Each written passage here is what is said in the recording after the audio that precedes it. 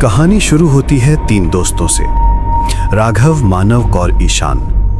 तीनों कॉलेज के बाद पहली बार कहीं घूमने निकले थे। राघव हमेशा कहता था, भाई जिंदगी में थोड़ा एडवेंचर जरूरी है, वरना यादें क्या बनेंगी।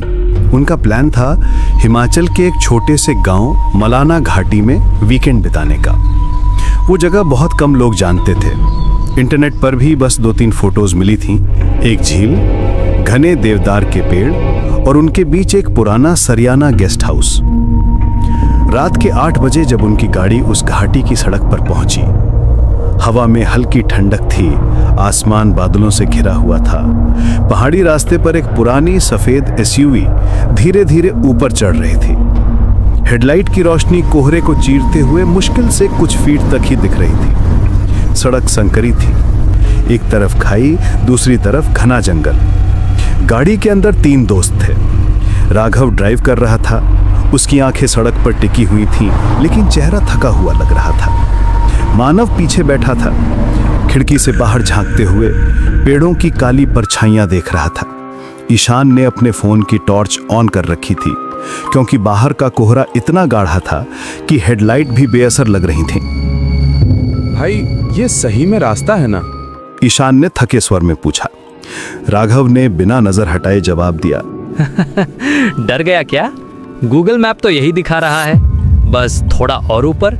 मानव हल्का सा हंसा। कहीं ये गूगल मैप हमें ऊपर से सीधा नीचे घाटी में ना गिरा दे। गाड़ी आगे बढ़ी और धीरे धीरे कोहरा और घना होता गया। रास्ता अब कंकरीला था। टायरों के नीचे छोटे छोटे पत्थर चरमराते हुए आवाज कर रहे थे। पेड़ों की डालियां हवा में झूलती और कभी कभी गाड़ी के शीशे से टकराती। गाड़ी के भीतर सन्नाटा था, बस इंजन की हल्की गुनगुनाहट और उनकी सांसें सुनाई दे रही थी। करीब 10 मिनट बाद सामने एक पुराना लकड़ी का बोर्ड दिखा। वो आधा टूटा हुआ था, उस पर हल्का सा हरा मॉस जमा हुआ था। बोर्ड पर लिखा था, Sariyana guest house, welcome to peace. लेकिन पीस शब्द पर किसी ने गाढ़े लाल रंग से क्रॉस का निशान बना दिया। राघव ने धीरे से कहा, लगता है यही है। ईशान ने माथे पर शिकन डाली।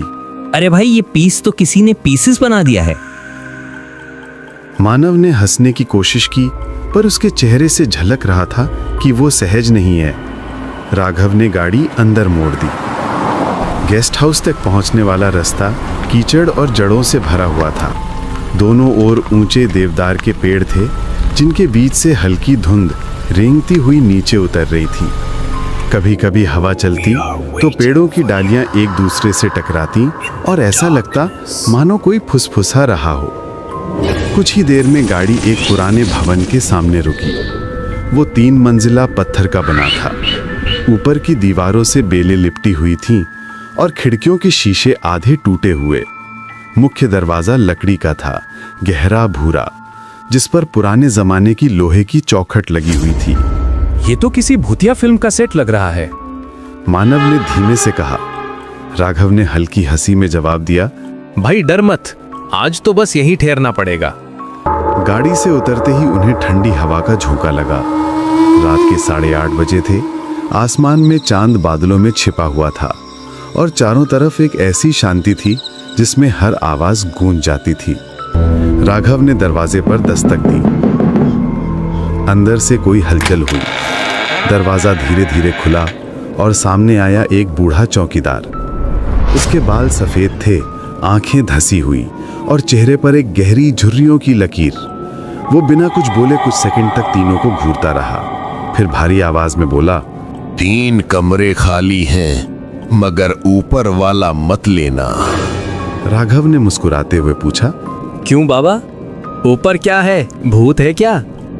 बूढ़ा धीरे से बोला, जो ऊपर गया वो नीचे नहीं आया। एक पल के लिए माहौल ठंडा पड़ गया। ईशान ने घबराकर कहा, हम नीचे ही ले लेते हैं।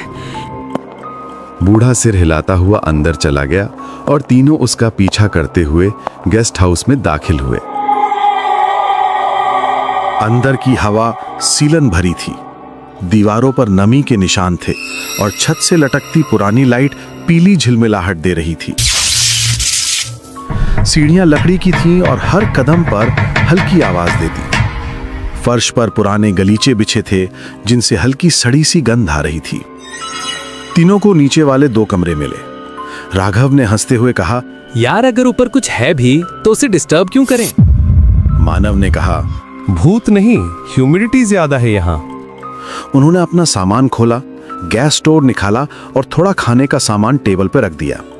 बाहर अब हल्की बर्फ गिरने लगी थी। खिड़की के बाहर सफेद परतें जमने लगी और हवा के साथ झोंके अंदर तक महसूस हो रहे थे, जो सीधे हड्डियों में उतर रही थी। रात करीब 10 बजे तीनों ने आग जलाई। गेस्ट हाउस का मुख्य हॉल बड़ा था। बीच में फायरप्लेस, दीवारों पर पुराने शिकार के चित्र और एक टूटी घड़ी। आग की लपटें लकड़ी को खा रही थीं और उसकी चमक उनके चेहरों पर पड़कर अजीब छायाएं बना रही थी। मानव ने बियर खोलते हुए कहा, भाई सोचो अगर सच में ऊपर कुछ हो। राघव मुस्कुराया। होगा भी तो फोटो ले लेंगे, वायरल हो जाएगा वीडियो। तीनों हंसे, लेकिन तभी ऊपर की मंजिल से कोई आवाज आई, जैसे कोई भारी चीज फर्श पर गिरी हो। ठक। तीनों चुप। मानव ने गर्दन उठाई। ये क्या था? ईशान ने डरते हुए कहा, कोई जानवर होगा। लेकिन कुछ पल के बाद वो आवाज फिर आई। इस बार जैसे कोई धीरे धीरे चल रहा हो। राघव ने टॉर्च उठाई। चल देखते हैं। ईशान ने कहा, पागल है क्या? तुझे याद नहीं उस बूढ़े ने क्या कहा था? लेकिन राघव ऊपर जाने लगा। सीढ़ियां पुरानी थीं, हर कदम पर चरमराहट होती। दीवारों पर धूल जमी थी।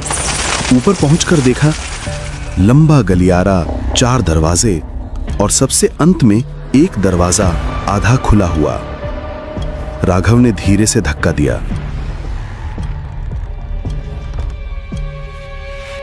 कमरा अंधेरे में डूबा हुआ था।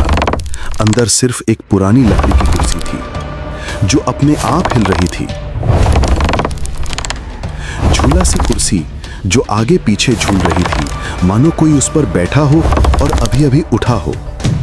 तीनों जड़ हो गए। राघव ने टॉर्च की रोशनी कुर्सी पर डाली, लेकिन वहां कुछ नहीं था। फर्श पर बस पुराने पैर के निशान थे, जैसे गीले पैरों से कोई चला हो। मानव ने डरते हुए कहा, राघव चलो तुरंत नीचे चलते हैं। अचानक दरवाजा अपने आप बंद हो गया। ईशान चीखा, राघव। टॉर्च बुझ गई। अंधेरा, बस सांसों की आवाजें। कुछ पल बाद दीवार के पीछे से फुसफुसाहट हुई। क्यों आए हो यहाँ? तीनों ने मुड़कर देखा। कुर्सी अब स्थिर थी, पर उसके पीछे एक परछाई थी, लंबी, टेढ़ी और चेहरे पर बस काला धब्बा जहां आंखें होनी चाहिए थी। राघव ने जोर से दरवाजा धक्का दिया और नीचे भागे। उनके पैरों के नीचे फर्श चरमराया और नीचे पहुंचते ही उन्होंने देखा, बूढ़ा चौकीदार अब वहां नहीं था। टेबल पर उसकी लाठी पड़ी थी और फर्श पर ताजा खून की बूंदें, और अब पूरा हॉल पीले धुएं से भरा लग रहा था। मानव ने कांपते हुए कहा, बूढ़ा कहाँ गया? वो अभी यही था। ईशान ने फर्श की तरफ देखा। खून की बूंदें धीरे धीरे दरवाजे की तरफ खिंचती जा रही थीं, जैसे कोई उन्हें घसीटकर बाहर ले गया हो। तीनों ने एक दूसरे की ओर देखा, फिर धीरे धीरे उस निशान का पीछा करने लगे। दरवाजा उन्होंने खोला तो बाहर ठंडी हवा का झोंका आया। बर्फ अब तेजी से गिर रही थी। चांद बादलों के बीच से आधा झांक रहा था और सामने लकड़ी का लंबा बरामदा फैला था, जिसके अंत में अंधेरा निगल चुका था। निशान बरामदे से होते हुए पिछवाड़े तक गए। वहां एक छोटा सा रास्ता था जो जंगल की ओर जाता था। पेड़ों के बीच वो लाल निशान अब टूट गए थे और सिर्फ बर्फ पर दबे 3 अजनबी पैरों के निशान रह गए थे, एक बड़ा और 2 छोटे, जैसे कोई किसी को खींचकर ले जा रहा हो। राघव वापस चलते हैं, सुबह देखते हैं। ईशान ने डरते हुए कहा, लेकिन राघव ठहर गया। उसकी आंखें कुछ ढूंढ रही थी। याद है बूढ़े ने क्या कहा था? ऊपर वाला कमरा मत लेना। उसने धीरे से आगे देखा। शायद जो ऊपर था वही उसे ले गया। तीनों वापस अंदर लौटे, दरवाजा बंद किया और कुर्सियां लगाकर टिकाया। गेस्ट हाउस अब और भी डरावना लग रहा था। हवा दीवारों की दरारों से अंदर आती और सीटी जैसी आवाज करती। तीनों आग के पास बैठ गए। बाहर बर्फ का तूफान बढ़ गया था। मानव ने कांपती आवाज में कहा। अगर यहाँ कोई है तो वो हमें जाने नहीं देगा। ईशान ने आंखें बंद की, तू चुप कर, सुबह तक सब ठीक हो जाएगा। लेकिन तभी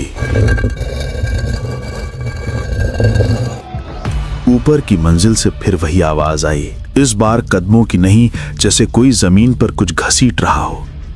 राघव ने धीरे से कहा, अब की बार अगर ऊपर कुछ है तो हमें पता लगाना ही होगा। ईशान चिल्लाया, क्या पागल हो गया तू? पर राघव ने टॉर्च उठाई, धीरे धीरे सीढ़ियों की ओर बढ़ गया। मानव ने उसका हाथ पकड़ा, भाई अकेला मत जा। तीनों साथ ऊपर गए। ऊपर अंधेरा था, बस टॉर्च की रोशनी दीवारों पर घूम रही थी। हर दीवार पर अजीब से निशान थे। किसी ने नाखूनों से खरोचा था, कुछ जगहों पर पुराने खून के धब्बे थे।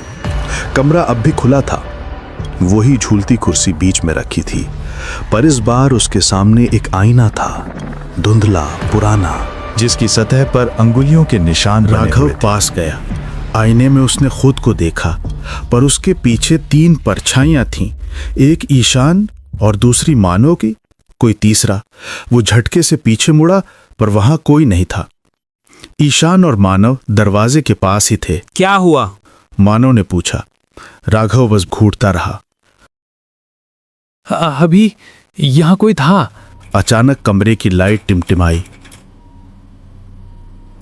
दीवारों पर बनी दरारें फैलने लगी। आईना अपने आप कांपने लगा और फिर उसके बीच से एक हाथ निकला। लंबी उंगलियां, सड़ी त्वचा और उसके नाखूनों के नीचे खून जमा था। तीनों चीख पड़े। राघव ने पीछे हटते हुए टॉर्च फेंक दी, जो फर्श पर गिरकर घूमी और रोशनी सीधी दीवार पर पड़ी। वहां अब बूढ़ा चौकीदार खड़ा था, लेकिन उसका चेहरा मानो जला हुआ था। वो बोला नहीं, बस उंगली से नीचे की ओर इशारा किया, फिर धीरे धीरे पीछे हटता गया और अंधेरे में गायब हो गया। तीनों नीचे भागे। दरवाजा खोलने की कोशिश की, पर वो हिला नहीं। मानव ने पूरी ताकत लगाई, फिर भी बंद। ईशान ने पीछे देखा। सीढ़ियों के ऊपर से कोई उतर रहा था, धीरे धीरे, कदम दर कदम। ईशान चिल्लाया, कौन है वहां? और ऊपर से वही आवाज आई, वो जो तुम तीनों के साथ है। तीनों ने पीछे मुड़कर देखा। वो इंसान नहीं था, वो वही परछाई थी जो आईने में दिखी थी। चेहरा बिना आंखों के और शरीर जैसे धुएं से बना हो। वो उतरते हुए रुक रुक कर झुकता था, जैसे किसी टूटी हड्डी वाला चल रहा हो। राघव ने पास की लकड़ी उठाई, आग में डुबोकर जलाया और सीढ़ियों की ओर फेंक दिया। लपटें उठी, पर वो परछाई लपटों से नहीं चली, बल्कि और नजदीक आ गई। अब वो फर्श के पास थी और उसका चेहरा साफ दिखा। वो बूढ़ा चौकीदार ही था, लेकिन उसकी आंखों से धुआं निकल रहा था। उसने बस एक शब्द कहा, ऊपर मेरी लाश। राघव ने पीछे मुड़कर देखा। सीढ़ियों के बगल में दीवार फटी हुई थी और उस फटी जगह से एक पुरानी रस्सी लटक रही थी, जिसके नीचे एक हड्डियों का ढेर पड़ा था। ईशान ने कांपते हुए कहा, वो ये वही है। कमरे में हवा भारी हो गई। दीवारों पर बने निशान चमकने लगे। हर तस्वीर, हर खिड़की हिलने लगी। बर्फ का तूफान अब अंदर तक आ गया था। तीनों भागे। उसी वक्त गेस्ट हाउस के अंदर से म्यूजिक बजने लगा, एक पुराना रेडियो जिसकी सुई अपने आप घूम रही थी, और आवाज आई, आज फिर कोई आया है, फिर कोई नहीं जाएगा। पीछे दरवाजा खुला।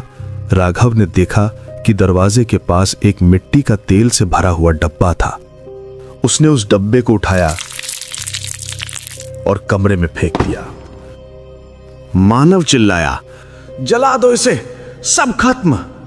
राघव ने माचिस निकाला और जलाकर फेंक दिया। आग भड़क उठी। गेस्ट हाउस जलने लगा। तीनों बाहर भागे, लेकिन तभी ईशान अचानक से वहीं पर रुक गया। उसकी आंखें खोखली थीं, चेहरा अजीब सा था। वो बोला, तुम दोनों जाओ, मैं तो यहीं रहता हूं। और वो धीरे धीरे पलटा। उसके चेहरे पर वही परछाई थी जो उन्होंने ऊपर देखी थी। राघव और मानव ने भागते हुए पीछे पलटकर देखा। गेस्ट हाउस राख में बदल गया, लेकिन खिड़की से वो काला साया झांक रहा था।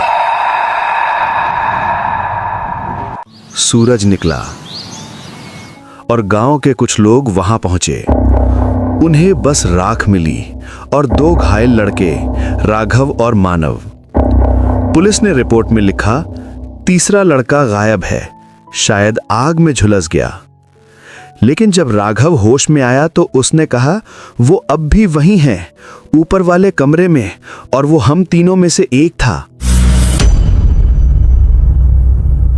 2 साल बाद कोई और ट्रैवलर उस घाटी में पहुंचा।